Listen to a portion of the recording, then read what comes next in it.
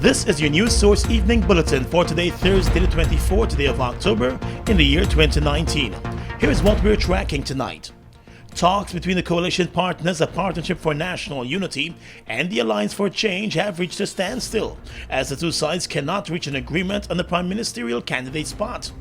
News source understands that the APNU has been insisting that it is the president who has the right under the Constitution to choose his prime minister, and therefore it is the presidential candidate who should choose the prime ministerial candidate. The AFC, on the other hand, wants to stick to the original Cummingsburg Accord, which provided it with the prime ministerial candidate spot. AFC Vice President and Public Telecommunications Minister Cathy Hughes told News Source that there are some things that are non-negotiable for the Alliance for Change. She also made a similar statement during a press conference today hosted by the party. We've had a set process that chose a candidate. On what basis would we begin to re-examine our process that we hold important to the operations of the AFC? We don't have a basis to change it. Why would we? AFC Treasurer Dominic Gaskin said the AFC is open to discussions on coalition with other parties. Our interest is in a coalition under acceptable terms. We are interested in maintaining the prime ministerial position and the prerogative to name the prime ministerial candidate. We're not interested in the presidency. We have said that. We have given them verbal assurances. We have offered some suggestions on as to how that can be incorporated in an agreement without clashing with the Constitution. But that's the most we can do. And this afternoon, Chairperson of the People's National Congress Reform, Valda Lawrence, said the coalition remains strong. The People's National Congress Reform is the largest party in the coalition. We have had long discussions on them. Both sides have made their arguments. We are at a point, at least from the APNU standpoint, where those are parked.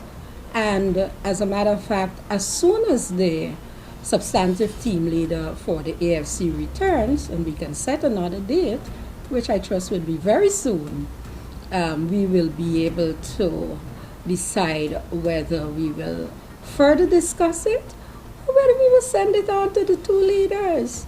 We are just the representatives.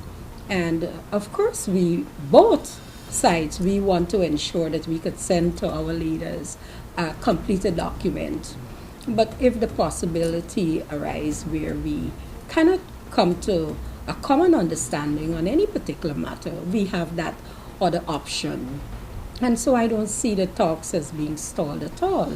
AFC officials have said the negotiations have been tough and will continue to be tough, but the coalition is still intact.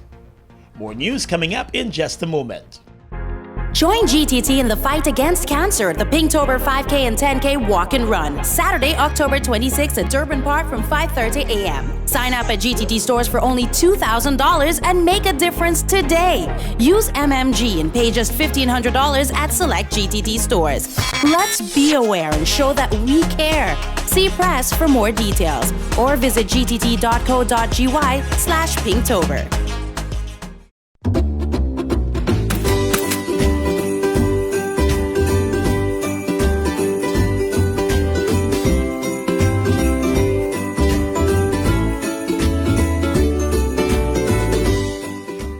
The Guyana Elections Commission would be conducting a claims and objections exercise from the 1st of October 2019. During this exercise, objections to the inclusion of the name of anyone who is suspected not to have met the eligibility requirements for inclusion in the PLE could be made only by an elector who is listed in the same divisional list in which the person being objected to is listed, or accredited scrutineers of political parties, providing any such scrutineer has monitoring responsibilities for the division in which the person being objected to is listed. Objections can be tendered to the registration officer of the registration area from the 1st of October 2019 to the 11th of November 2019. You must present the relevant original documents in order for the transaction to be completed. Don't delay. Visit the nearest GCOM registration office today. For more information, visit our website at www.gcom.org.gy. Follow GCOM on Facebook at Guyana Elections Commission. Contact us on 225-0277-9 or 223-9653. Email pro@gcom.org.gy or the nearest GCOM registration office. Fuel it up and drive, Super 95. Tune up. Fuel it up and drive, Super 95. Tune up. Protect your fuel system, boy. High mileage and performance, boy. Guyana Super 95 gasoline gives you more reasons to drive and is available at 56 service stations nationwide. For affordable price, high performance, and high mileage, choose Guyana's Super 95 gasoline. Fuel it up and drive. After relinquishing old ties and establishing ourselves as a republic 50 years later, we're a proud people with a bright future. On Saturday, October 26th, come celebrate our 50th Republic Jubilee in Linden Town with the street parade starting at the Five Corners to the Linden Georgetown Bus Park. See the unveiling of the 50th Republic Jubilee logo. Hear the jingle and the theme. Enjoy the block party and the after concert featuring all reigning monarchs. The 50th Republic Jubilee launching Saturday, October 26, 2019. Come, let's celebrate.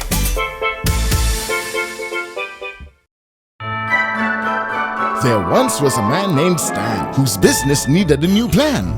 Christmas was coming, this much was true. He needed some help but didn't know what to do. Then fast as a flash, 3 helpers did come from Republic Bank. They came with some. One had low interest rates, one reduced equity, one with approval so quick and easy. Now Stan is the man and his business is booming. Christmas is good and he is winning. Reach more customers and boost your business with a Republic Small Business Loan today. Welcome back. With the Alliance for Change declaring today that it was putting its participation in the Cummings-Berg Accord renegotiation talks on hold over the prime ministerial candidate spot, President David Granger has reminded that the AFC is not the only party in the coalition. During an interview today with a new podcast, Inside Sources, which premieres on Sunday, President David Granger said he is open to recommendations from all of the parties in the coalition. The president is the chief executive of the country. I am open to recommendations from all of my parties. And it is my duty to give the country the best team of ministers in order to accomplish the strategic objectives of the coalition. That is to give the Guyanese people a better quality of life. And that is what we're doing.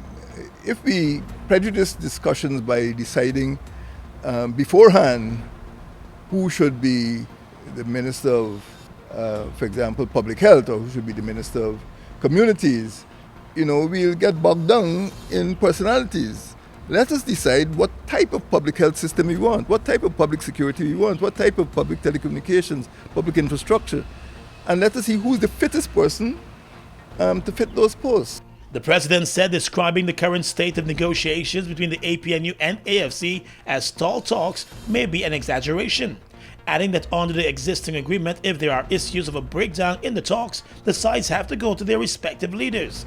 He said it has not reached that stage as yet. I can sit with Mr. Ramjatan, the leader of AFC, and discuss people's fitness or readiness to perform those functions. At present, we are in stage 2 of negotiations. Let us agree on the objectives, what will go into the manifesto, what will guide the policy of the coalition, and then we'll find the right persons for the job. Pressed about who might be the ideal person for the prime ministerial candidate job, the president said he is not dealing with personalities at this stage, but noted that he has worked with the Prime Minister Moses Nagamutu for the past 4 years and 4 months, and is very happy with the service that the Prime Minister has rendered. I am not dealing with personalities at this stage. I have worked with Mr. Nagamutu for 4 years and 4 months. I am very happy with the service he's rendered to Guyana. I pointed out a few minutes ago that during a certain stage of my disease, he handled the government very well, he handled the cabinet very well. It is not for me to say at this point whether any other person will be nominated or whether other factors have arisen. But I am very satisfied with Mr. Nagamutu's performance over the last 4 years and 4 months. And I know that I am bound to listen to the other 5 members of the coalition. There are 6 of us in this room. 6 of us in this room, not 1, not 2, 6. The Constitution of Guyana does not cater for a prime ministerial candidate to be named before elections. It is the elected president who will have to appoint the new prime minister. You can see the full interview with the president this Sunday at 11 o'clock in the morning on Inside Sources, a new podcast which will premiere and broadcast right here. Still in the world of politics, expressing disappointment with some of the decisions coming out of the Guyana Elections Commission and the indecision of the chairman on several issues, opposition leader Jagdeo today issued a call on Guyanese to ensure they are registered during the ongoing claims and objections period. Mr. Jagdeo, who during the house-to-house registration had called on his supporters to boycott the process, told a media briefing today that those who are unregistered need to do so now. So I want to urge all Guyanese make full use of this period, the remaining period for claims and objection. Get on the list. If you haven't registered, please do so. If you know anyone in your area, the villages or the wards in the city who hasn't done so, please take them in.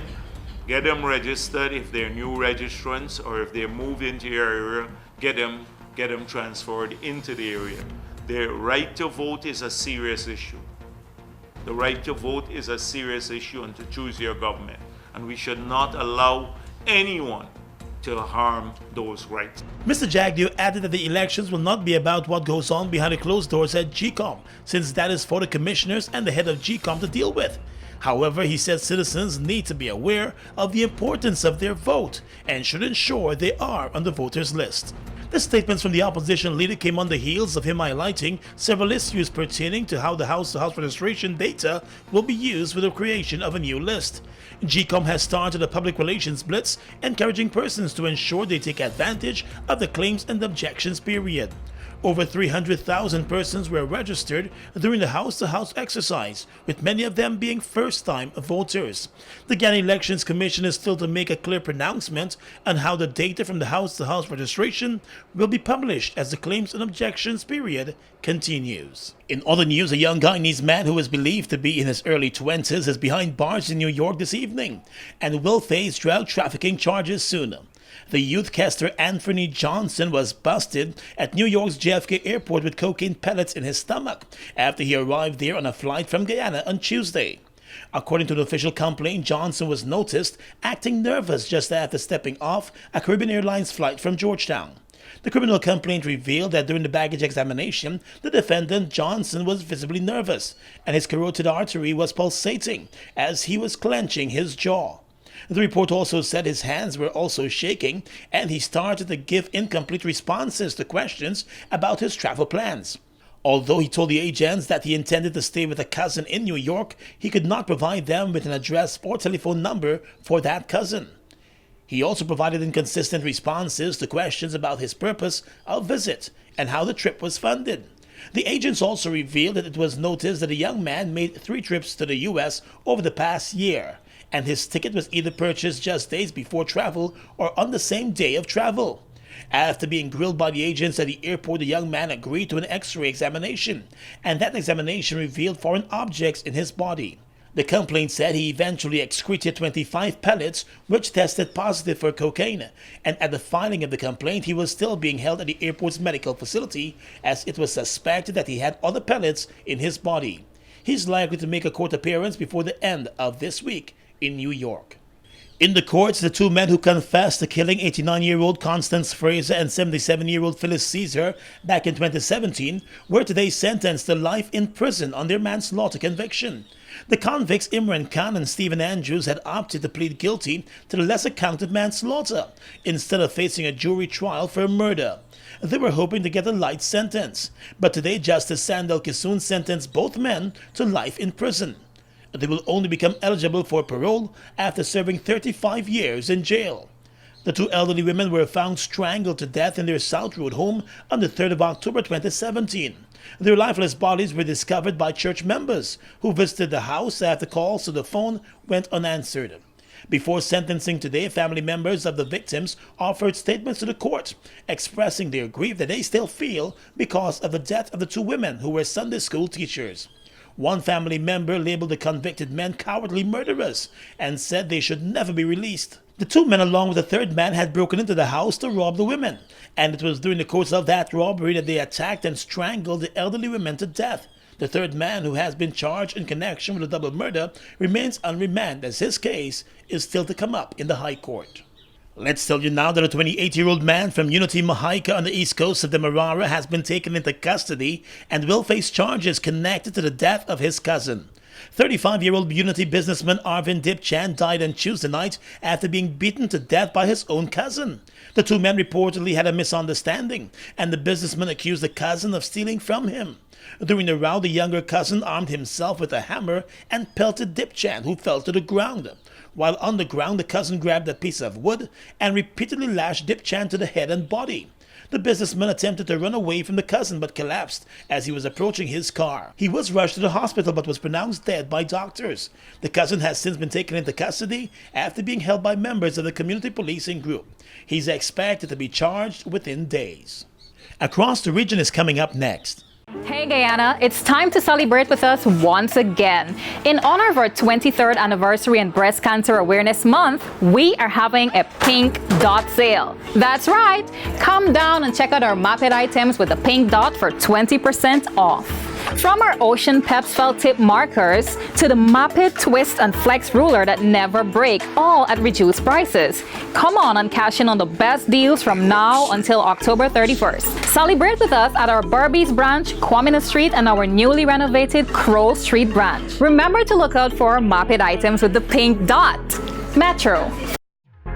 Join GTT in the fight against cancer at the Pinktober 5K and 10K Walk and Run, Saturday, October 26th at Durban Park from 5:30 a.m. Sign up at GTT stores for only $2,000 and make a difference today. Use MMG and pay just $1,500 at select GTT stores. Let's be aware and show that we care.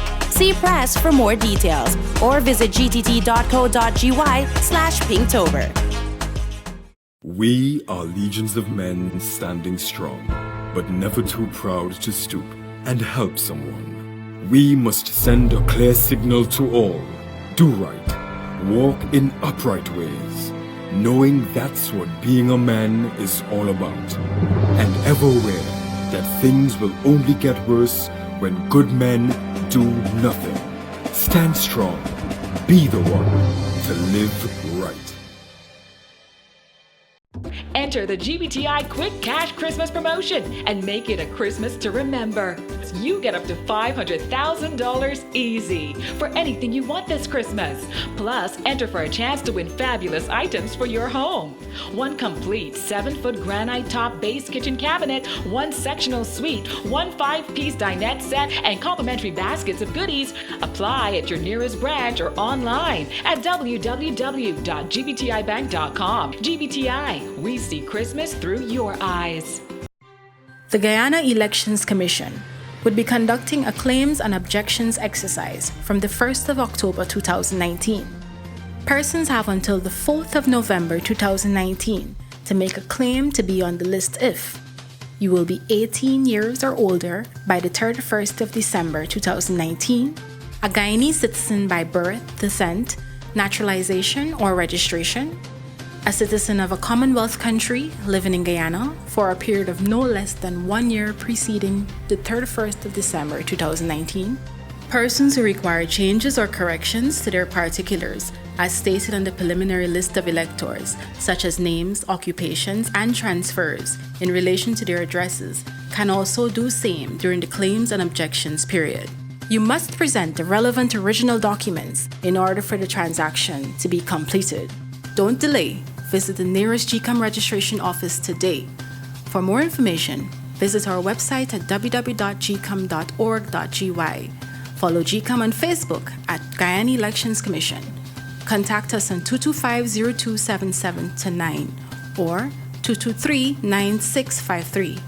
Email pro@gcom.org.gy or the nearest GCOM registration office.